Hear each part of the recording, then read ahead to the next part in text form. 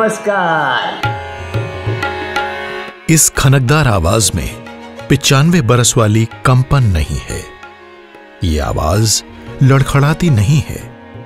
इसमें लगन है, दम है, जिद है देश को संस्कारित करने की, कला की, साधना की, बिना थके, बिना विश्राम किए। ये हैं अपने योगी बाबा। कोई धूनी वाले नहीं, बल्कि धुनी बाबा। धुन है कलाकारों को यथा योग्य सम्मान दिलाने की, उनके योग क्षेम की, देश भर में विभिन्न कलाओं और कलाकारों के आदान प्रदान की, देश की आत्मा में कला बसाने की। मेरा अपना ये मानना है कि कला किसी व्यक्ति में जन्म तभी लेती है जब वह स्वयं भी नया जन्म लेता है, और नया जन्म तभी लेता है जब वो अहंकार रहित हो जाता है। उसके ये प्रतीक योगेंद्र जी माने अभी नहीं, वर्षों से हैं। बाबा के बाबापन में अनोखा बचपना है। अपनी बड़ी से बड़ी बात को ऐसे मनवाते हैं जैसे कोई छोटा बच्चा एक छोटे से खिलौने के लिए जिद कर रहा हो। सहजता उनका गहना है। बहुत बार खुशी में जब आंसू आ जाते हैं तो उस तरह से उन्होंने मुझे गले लगाया और ये कहा कि तुझे क्या मालूम कितनी चिंता करता था मैं। अरे ज़रूरत है तेरी, राष्ट्र को ज़रूरत है, मुझे ज़रूरत है।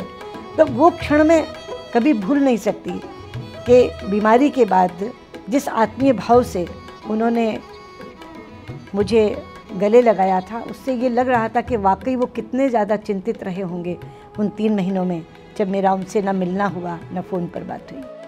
अभी कुछ समय पहले एक दिन बोले, बाबा हमें नाना जी के जन्म शताब्दी वर्ष के लिए गोंडा में कोई कार्यक्रम करने की अनुमति मिल जाएगी।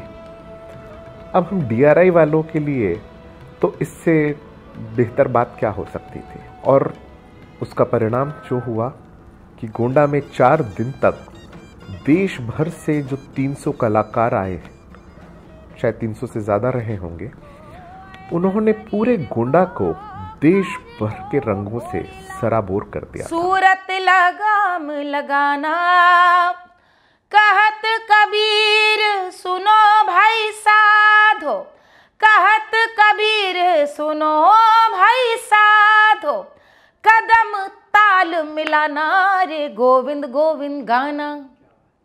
अनुशासन बाबा से सीखने लायक है कि घोड़े की टाप का अनुशासन कभी नहीं भंग होता, एक जैसा।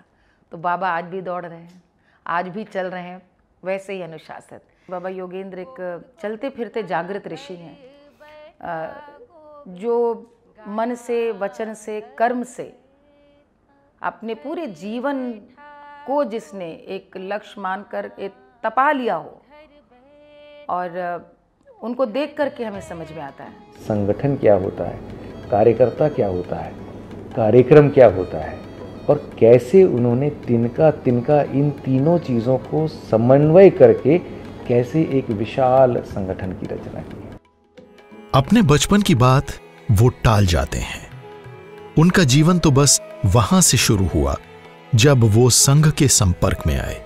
नानाजी देशमुख ने उन्हें कला के क्षेत्र में काम करने को कहा। उससे पहले का कुछ वो शायद याद ही नहीं रखना चाहते। नाना जी ने क्या देखा हमारे पास में, मैं याद भी नहीं सोच पाया। हमको भेज दिया प्रचारक करके एक तहसील में। 45 की बात है बाबा। एक काम मुझे और दे दिया उन्होंने, जरा हाथी खोजो। अब आप कल्पना कर सकते हाथी खोजने का काम कैसा होगा बाबा। वो नौतपी का इलाका है ठाकुरों का।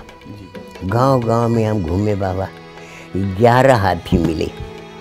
और मुझे एक पहली सीख दी गई कि अगर हाथी को पटाना है तो महाउत को पटाना पड़ेगा।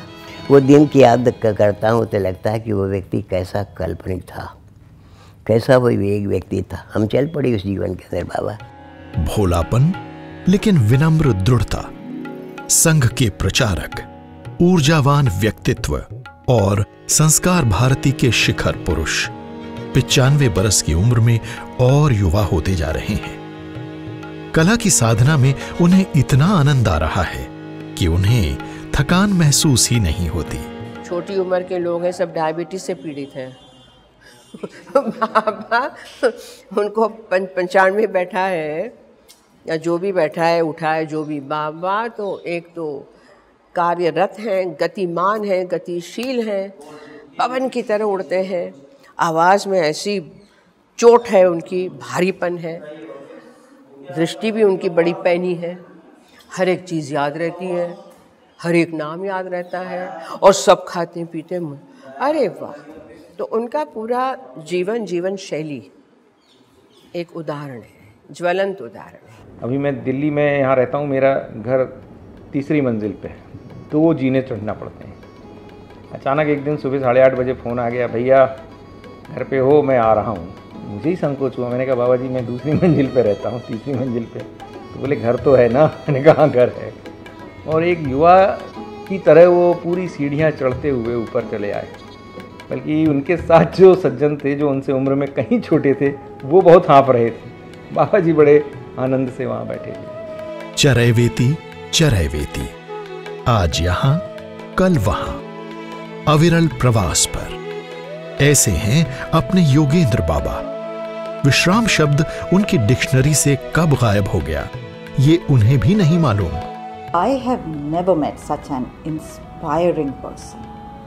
I must confess that even at this age, he keeps moving and we all find it difficult to keep pace with him. I've met him only twice and yet as an artist, I have been really inspired by him. वे देश भर में संस्कार के बीज बो रहे हैं, संस्कृति की सुगंध बिखेर रहे हैं। बाबा सचमुच में कला के साधक हैं। कोई उन्हें उपासक कहता है तो कोई कला का तपस्वी, लेकिन वो बड़ी विनम्रता से अपना परिचय देते हैं।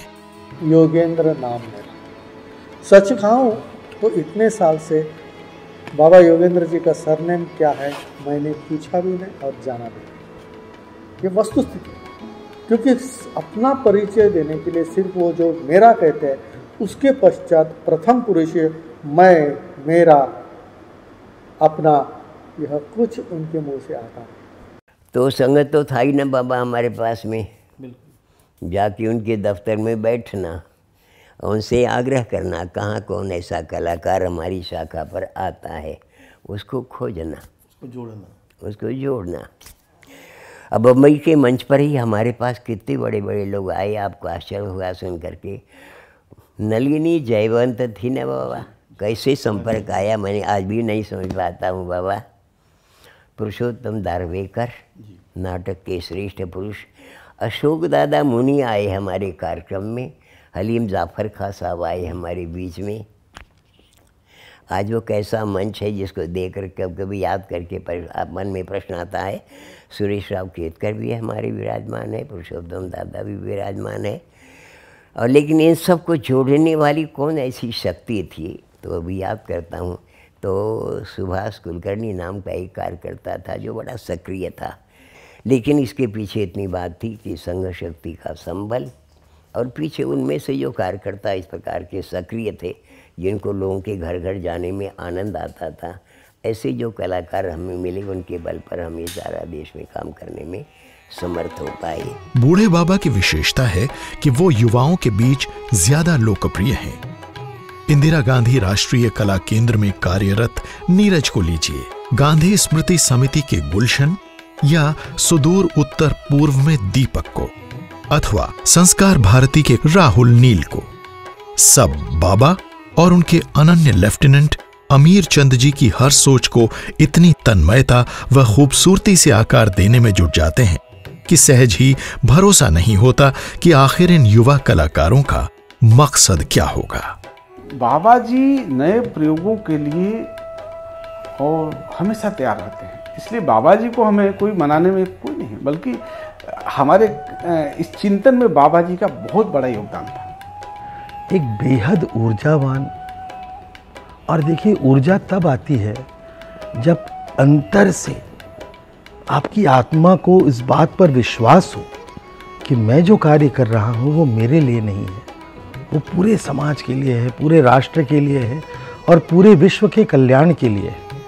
तब आपको ईश्वर भी वैसी ऊर्जा देता है। और मुझे लगता है कि योगेंद्र जी को ईश्वर ने वो वरदान दिया है। नौजवानों से उन्हें बहुत सी आशाएं भी हैं। वे नहीं मानते कि आजकल के युवा भटक गए हैं। बस उसे सही दिशा दिखाने वाली पीढ़ी से उसका कनेक्ट नहीं हो पा रहा है। बाबा कहते हैं कि वो इसे कमजोरी न समझें, बल्कि इसे अवसर बनाएं। हम अपनी अपनी शक्ति पर ही जो कुछ वर्कशॉप हम लगाते हैं, संगीत के नाम पर हमने वर्कशॉप कई लिए, जहाँ केवल एकमात्र 19 गुरु आए और केवल 300 के करीब विद्यार्थियों ने उसमें भाग लिया। 3 दिन का ना भाग लिया। केवल वायलिन जिसको कहते हैं, वायलिन के ऊपर, तबला के ऊपर, घटम के ऊपर, ऐसा एक वर्कशॉप। तो इस प्रकार की कुछ वर्कशॉप जगह जगह लेकर के हमको एक एक्सपर्ट करने के लिए, नौजवान को जोड़ने के लिए एक बहाना मिल जाता है। बाबा ये बात जरूर है कि ये साधना का काम है, बड़ी तपस्या का काम है। इतनी आसानी से आज का नौजवान जोड़ना आसान नहीं होता है, लेकिन कुछ है जो बड़ी खोजने पर मिल जाते हैं हमको, जिनके बारे में हम आश्वस्त हो जाते हैं कि हाँ इस धारा में ये बढ़ेंगे, आगे करेंगे। तो उनके लिए कोई ना कोई वर्कशॉप लेना। श्री योगेंद्र कला। योगेंद्र बाबा को हाल ही में पद्मश्री से सम्मानित किया गया। कला के क्षेत्र में उनके योगदान के लिए यह सांकेतिक सम्मान था। उन्हें तो न कभी इसकी चाह थी, न कभी उन्होंने इसके लिए प्रयास किया। बड़े ही निष्प्रह भाव से उन्होंने ये सम्मान स्वीकार किया, लेकिन उनके प्रशंसकों के लिए तो ये निर्मल आनंद का पल था। बाबा जी जब पद्मश्री लेने जा रहे थे तो हम लोगों ने बहुत छोटे बच्चों की तरह ताली बजाई।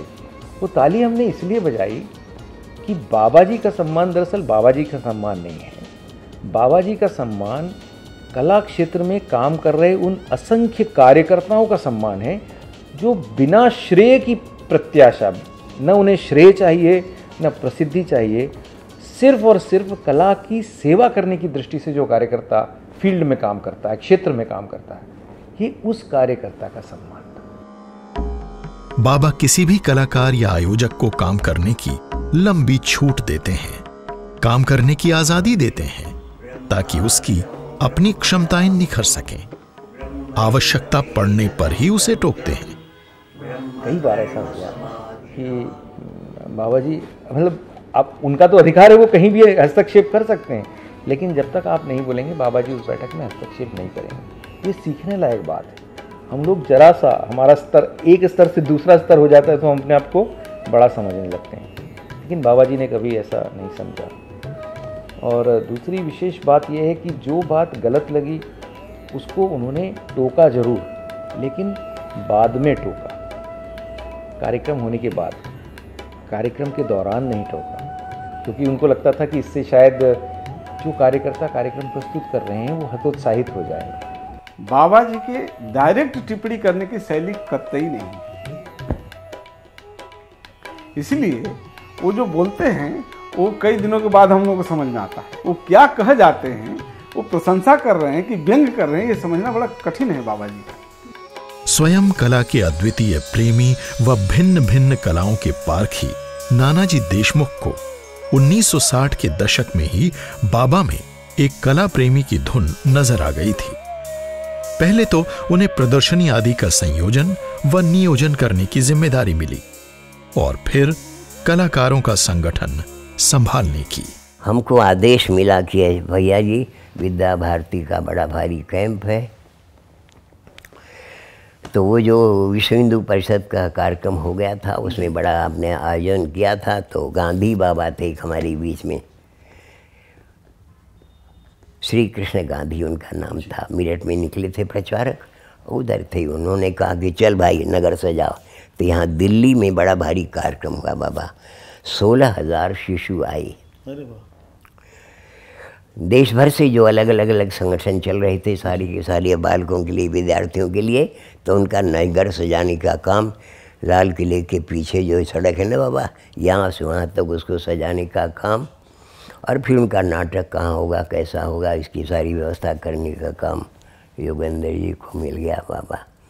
हर प्रांत का अलग गेट था, हर प्रांत का अलग सामान था, सजावटें अलग करते करते उसमें भी 40 कलाकार हम बनारस के ही पकड़ के ले आए थे बाबा। तो ये सब कार्यक्रम हो गया। संजीव रेड्डी आए, उस कार्यक्रम में आए। विद्या भारती का जन्म दिया उस दिन हुआ बाबा। तो वो भी एक दिन हमारे लिए इस प्रकार का आया। अब ये जैसे ही कार्यक्रम हुआ तो 79 की बात है ना बाबा, तो 80 में ये लोगों ने बुलाया। ये नागपुर में माननीय मोरूपंत बैठे हैं, रज्जू भैया भी बैठे हैं। नाना जी दूर से ही सब राय बात देते थे बाबा, लेकिन वहाँ देवड़े जी हुए थे। ऐसे 4-5 लोग थे बाबा। उसमें तय हुआ कि एक संगठन इसका बनना चाहिए। नानाजी के साथ मिलकर बाबा ने संस्कार भारती की स्थापना की। देश की समृद्ध संस्कृति को संजोए रखने व कलाकारों को संस्कारों से अलंकृत करने का बीड़ा बाबा ने अपने सबल कंधों पर उठाया।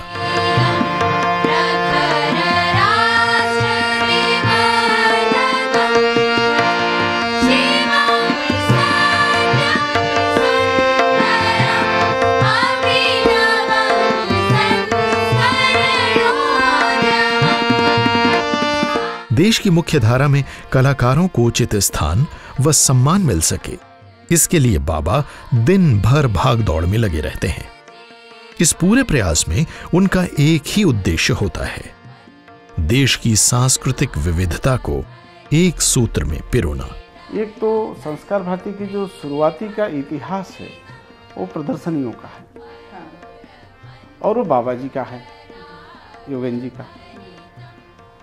दूसरी जो पहचान है कि बाबा जी संघ शिक्षा वर्गों में अच्छी फिल्में और कुछ डॉक्यूमेंट्री खुद वो बना करके स्लाइड शो करते थे।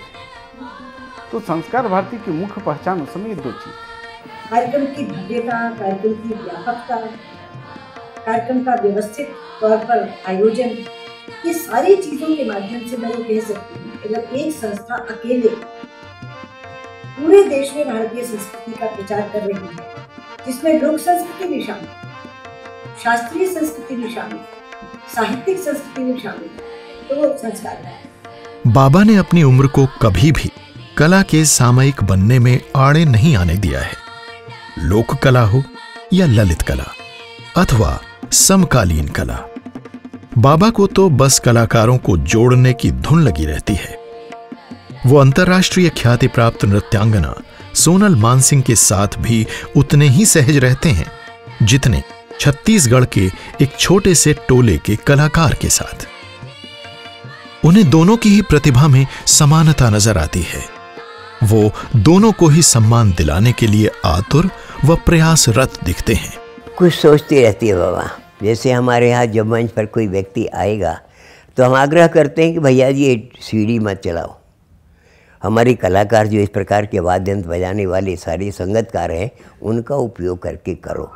अभी हमारा एक टीम गई आपके यहाँ पर, कहाँ, जयप्रभा गांव, और मुल्ला ज़्यादा आते हैं उसमें, जोधपुर के। वो सब देवी के गीत गाते हैं और लकड़ी बजाते हैं ना बाबा। अब ये तो आपके वाद्य यंत्र हैं बाबा। और सारंगी इतनी बढ़िया लेके आया मौलवी, 5 स्थानों पर आपने उसका कार्यक्रम कराया। वो गदगद हो गए। उन्होंने कहा कि हमको बाबा मौका दे दो, हम ये सारा ये जो काशी का इलाका है उसमें गांव-गांव हम इस प्रकार का कार्यक्रम करें।